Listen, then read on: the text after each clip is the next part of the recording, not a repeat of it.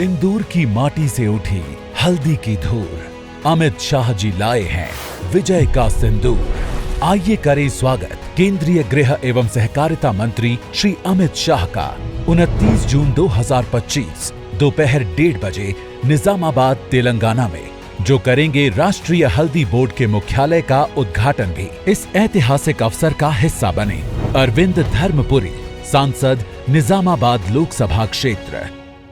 చెప్పండి అన్న, ఇప్పుడు మీరంతా కలిసి సెక్రటరీ ముట్టడి ప్రోగ్రామ్ పెట్టుకున్నారు.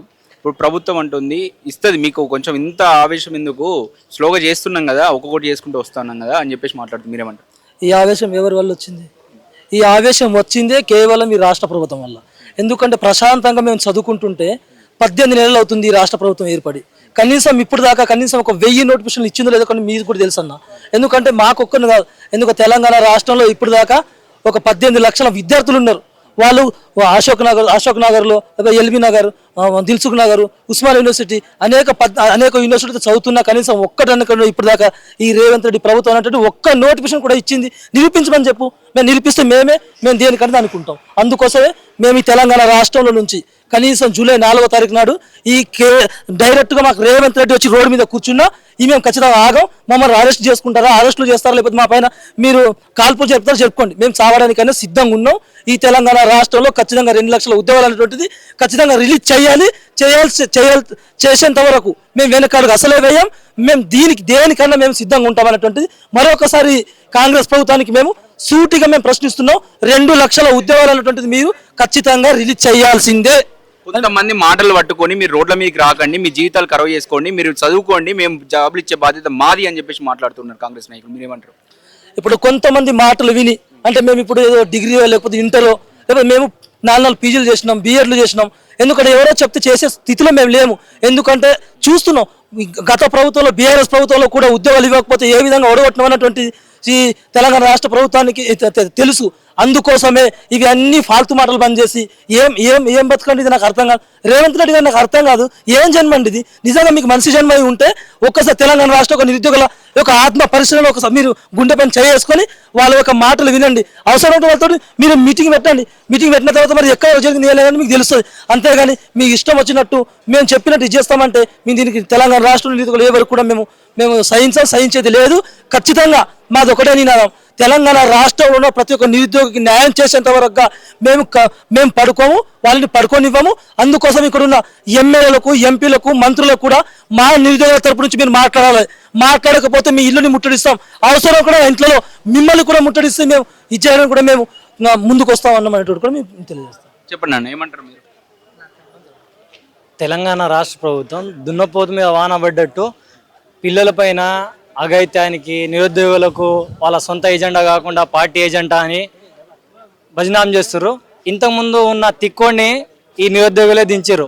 ఈ తిక్కోని ఈ ఎల్లో బానిసమైన రేవంత్ రెడ్డిని కూడా నిరుద్యోగులు ఎలా తిరగబడాలనో అలాగా అన్ని విధాలుగా మేము ప్రయత్నాలు చేస్తున్నాం. మేము మాటలతో కాకుండా చేతులతో చూపిస్తాం. ఈ చలో నిరుద్యోగి సెక్రటరేట్ ముట్టడి ఉన్న దాని కార్యక్రమాన్ని జూలై 4న విజయవంతం చేసి నిరుద్యోగుల సత్తా ఏంటో ఈ ప్రభుత్వానికి, ఇంతకుముందున్న గత ప్రభుత్వం పేపర్ లీకేజ్ వల్ల నిరుద్యోగులకు ఎంత కష్టాల్లో ఎంత నష్టాలు పాలు చేసిందో ఈ కాంగ్రెస్ ప్రభుత్వం వచ్చిన 18 నెలల్లోనే అనేక విధాలుగా గ్రూప్ 1 కానీ గ్రూప్ 2 కానీ గ్రూప్ 1 నోటిఫికేషన్లో లీకేజ్లు, పేపర్ అమ్ముకోటాలు. నిన్న ఏమంటారంటే మన బల్ముడు వెంకట్ పిల్లలను ఒక విద్యార్థి నాయకుడు ఉండి, ఒక ఎన్ఎస్వై నాయకుడు ఉండి, రాష్ట్ర నాయకుడు నుండి ఎమ్మెల్సీ పదవి వస్తే ఆయన ఏమంటారంటే విద్యార్థులు ఒక పార్టీకి కొమ్ముగా వస్తున్నారు, ఆ పార్టీల విధంగానే మాట్లాడుతున్నారు. ఇక్కడ ఏ పార్టీకి సంబంధించిన విద్యార్థి నాయకులు ఉన్నారు? ఇక్కడ అంతా నిరుద్యోగులు ఉన్నారు. అశోక్ నగర్ నిరుద్యోగులు కానీ, దిల్సుఖ్ నగర్లో నిరుద్యోగులు కానీ ఒక్కసారి వాళ్ళ రూమ్ వెళ్ళి చూస్తే కనీసం రైస్, బియ్యం లేదు, ఆయిల్ లేదు. ఆ సాయిబాబా టెంపుల్లో తిని చదువుతున్న విద్యార్థుల మీద అఘాయిత్యానికి వాళ్ళ సొంత ఏదో పార్టీ ఏజెండాతో ఎవరైనా చొక్కలు కానీ ఎవరిపైన కానీ బంగారం కనబడుతున్నాయి. ఈ పార్టీకి సంబంధించిన సోకాల్డ్ పార్టీ, అది బీజేపీ కావచ్చు, బీఆర్ఎస్ కావచ్చు, అది కాంగ్రెస్ కావచ్చు, అది సిపిఎం కావచ్చు, అది సిపిఐ కావచ్చు, అది జనసేన కావచ్చు, ఈ పార్టీ నాయకుల వెంట వాళ్ళ యువ నాయకులు ఉండి ఆ దొంగ హామీలు, దొంగ మాటల్ని ఈ నిరుద్యోగులు పట్టించుకోరు.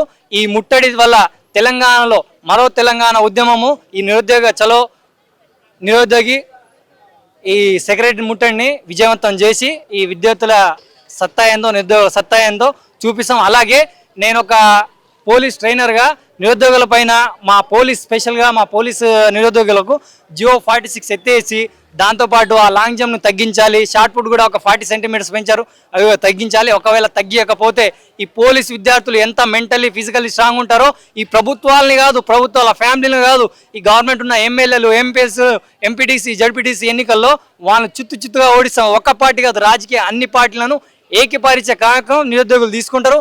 ఈ ఎన్నికల్లో రాబోయే జడ్పీటీసీ, ఎంపీటీసీ, కార్పొరేట్ ఎన్నికల్లో ప్రతి ఒక్క నిరుద్యోగి ఒక్కొక్క స్థానానికి 100 మంది నిరుద్యోగులు నిల్చుంటారు. ఇలాగే పోస్టులు లేవు, నిరుద్యోగాలు ఖాళీలు లేవు. జూబ్లీస్ ఎన్నికలు అయినాయి. జూబ్లీస్ ఎన్నికలు ఒకవేళ నిరుద్యోగ నోటిఫికేషన్ ఇవ్వకపోతే జూబ్లీస్ ఎన్నికల్ని ఇక వాళ్ళు ఖబర్దాన్, అది ఏ రాజకీయ పార్టీ అయినా కానీ బొంద పెడతాం. నిరుద్యోగులంతా ఆనే జూబ్లీస్లోనే ఉంటాం, హైదరాబాద్లో ఉన్న నిరుద్యోగులు అంతా. ఓకే, జై హింద్, జై తెలంగాణ.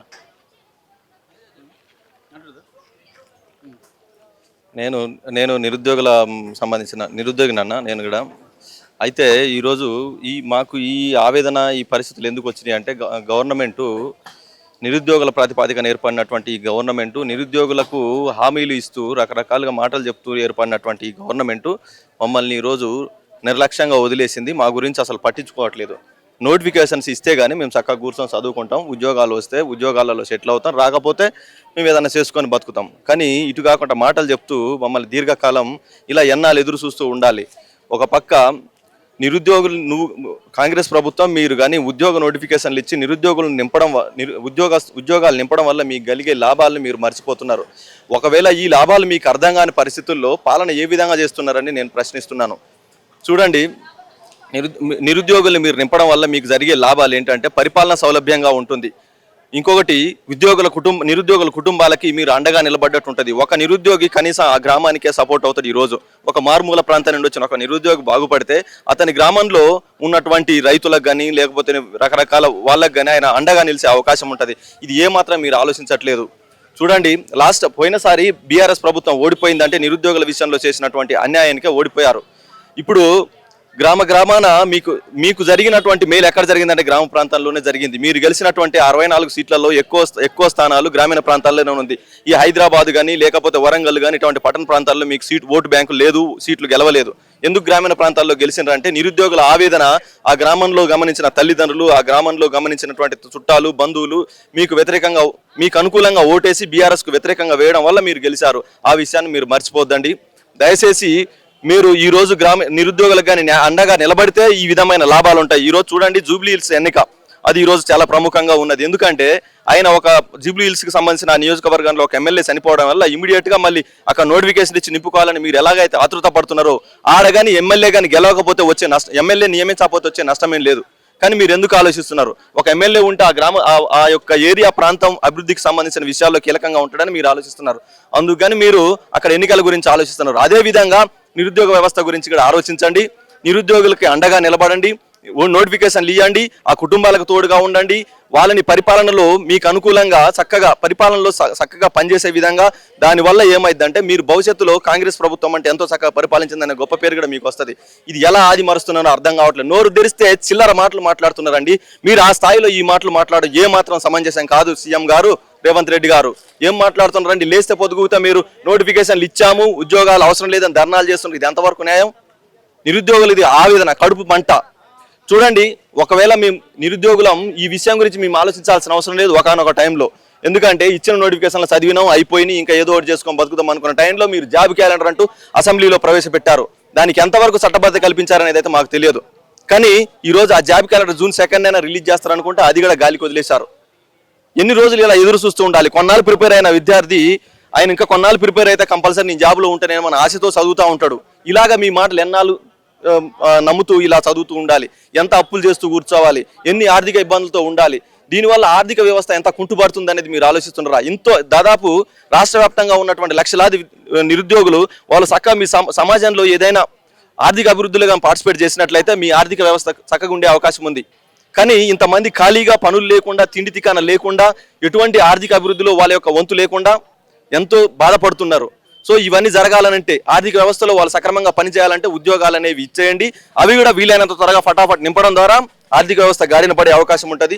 ఇవన్నీ ఆలోచించి చక్కని నిర్ణయాలు తీసుకుంటారని ఆశిస్తున్నాం. అలాగే మీరు కానీ ఈ 4వ తారీఖు వరకు కనీస నోటిఫికేషన్లు అనేది లేకపోతే ఖచ్చితంగా హలో నిరుద్యోగి చలో సెక్రటరియట్ ముట్టడి అనే కార్యక్రమం జరుగుతుంది. ఇది మీకు ఎలాంటిది అంటే బుద్ధి చెప్తున్నటువంటి విషయం ఇది. ఎందుకంటే సిగ్గు అనేది ఉంటే ఇలాంటి పరిస్థితులు మేము ఎందుకు చేస్తున్నామండి? మీకు సిగ్గు బుద్ధి లజ్జ అనేది ఉంటే ఇటువంటి కార్యక్రమాలు నిరుద్యోగులు చేయాల్సిన అవసరం లేదు. ఈరోజు ఎందుకు చేస్తున్నారు నిరుద్యోగులు? మీరు సక్రమైన పరిపాలన లేకపోవడం వల్ల ఇలాంటి కార్యక్రమాలు మేము చేయాల్సి వస్తుంది. కనుక దయచేసి ఆలోచించండి ఇట్లాంటి విషయాలపైన. ఇటు ముట్టడికి వచ్చినప్పుడు ఏం చేస్తారండి? పోలీసు వాళ్ళని పెట్టి మమ్మల్ని అడ్డగించటం. చూడండి, ఇట్లాంటి పరిస్థితులు జరగకుండా ఉండాలంటే నోటిఫికేషన్ అనే అంశం పైన మీరు చక్కగా ఆలోచించి సిద్ధశుద్ధితో పనిచేయాలని కోరుకుంటూ సెలవు తీసుకుంటున్నాం. జై హింద్, జై తెలంగాణ.